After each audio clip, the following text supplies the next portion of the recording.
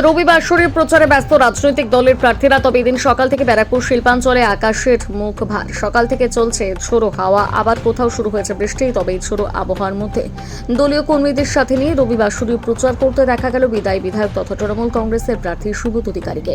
প্রাকৃতিক দুর্যোগকে উপেক্ষা করে সাধারণ মানুষের কাছে পৌঁছে গেলেন সুব্রত অধিকারী। সাধারণ ভোটাররা দুহাত ভরা আশীর্বাদ নিয়ে তার সাথে সাক্ষাৎ করেন।